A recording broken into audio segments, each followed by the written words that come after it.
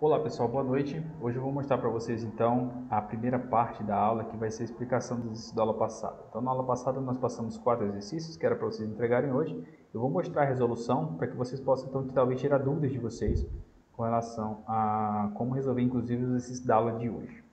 O primeiro algoritmo, faça um algoritmo que receba a média do aluno. Se a média for maior ou igual a 7, ele vai ser dado como aprovado, caso contrário ele vai ser dado como reprovado. Caso o usuário digite alguma média menor do que 0 ou maior do que 10, ele vai ter que digitar novamente. Tá? Então, esse aqui eu mostrei na aula passada para vocês. É bem simples. Tá? Esse é o primeiro exercício aqui. Então, primeiramente eu fiz o teste. Enquanto a média for menor ou igual a 7, na verdade esse aqui, deixa eu fazer uma pequena alteração. Primeiro eu vou fazer o teste lógico, tá? Com relação à estrutura de repetição. Enquanto a média for menor do que 1 ou maior do que 10, o que ele vai fazer? Pedir para o usuário digitar a média novamente. E aí eu encerro esse enquanto, tá? Ou seja, se ele passar por aqui, significa dizer que a média está entre 1 e 10. Nesse caso, ele vai para o teste da estrutura de decisão. Se a média for maior ou igual a 7, então ele vai escrever na tela aluno aprovado. Se não, ele vai escrever aluno reprovado.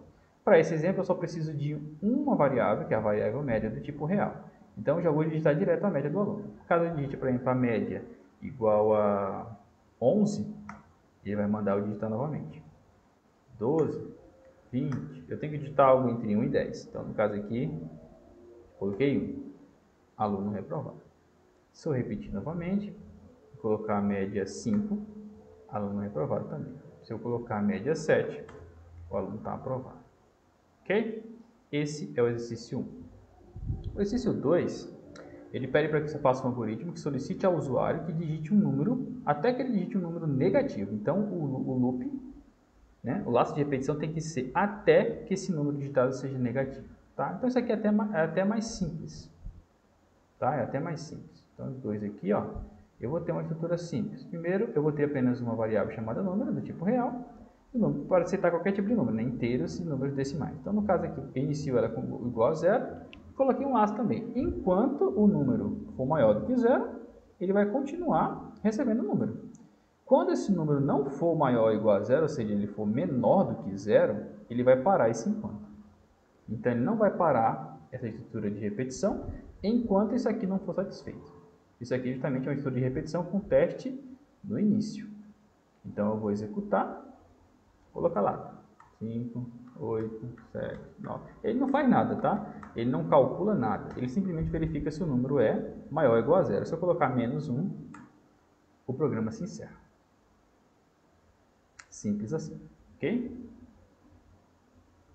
O terceiro exercício, ele pede para que faça um algoritmo que solicite ao usuário que ele digite um número até ele digitar o valor 130. É um gatilho, O número 130 é o limite. E ao digitar 130, ele imprima a soma dos números digitados. Então, ele vai ter que ir somando cada número digitado, e quando digitar 130, ele para o algoritmo e imprime, então, a soma desses números que foram digitados. Isso aqui é semelhante ao exercício 4, que eu mostrei para vocês na aula passada. Então, esse 3 aqui, ele está da seguinte maneira, tá? Isso aqui a gente vai substituir pelos símbolos. Vamos lá.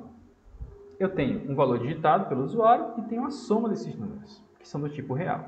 A soma vai iniciar com o valor 0 e depois vem um repita. Ele vai repetir o quê? Pedir para o usuário digitar. Toda vez que o usuário digitar, ele vai salvar esse valor dentro da variável chamada valor digitado e vai fazer a soma.